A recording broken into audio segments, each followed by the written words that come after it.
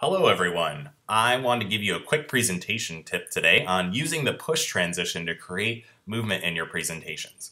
Now, I'm not one that advocates extraneous transitions and effects or things like that that may distract the audience from your point, but I do believe that there are some instances where it actually makes a lot of sense. And so I'm going to show you the push transition as a way that you can kind of enhance some of the concepts that you may be giving in your presentations.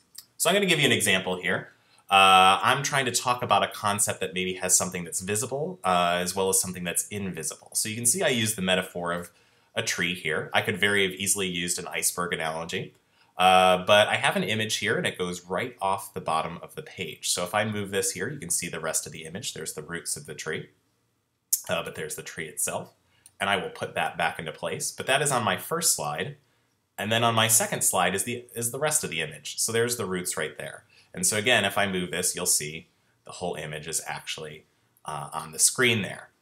And what I did was I just meticulously lined this up so it was perfect with the slide before it. And when you use the push transition, it looks a little something like this. You've got your tree and then the roots. And so if you go back and forth, you can see how that's almost like a camera that's panning on a single canvas. Now you can do the push effect in a lot of different directions. In our case, bottom to top made sense, but I can switch this over here to the right, go right to left, and you'll see that it'll actually push right to left. But of course that didn't make sense for this given presentation, but it just goes to show you that you could do a pan across a whole image, left to right, go around it, etc., whatever you'd want to do.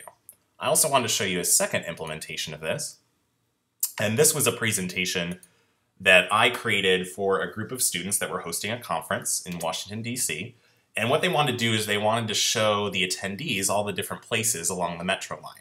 And so we used this push effect to create the metro line as if you were almost following it all along the way around D.C. You can see the different sites here, things that you could look at, and so it just pushes along with the whole metro line.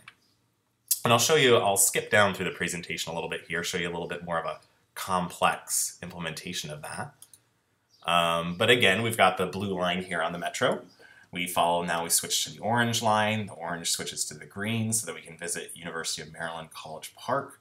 But a kind of a fun way to do transitions and a great way, especially in this presentation, of enhancing that effect of following a moving metro line.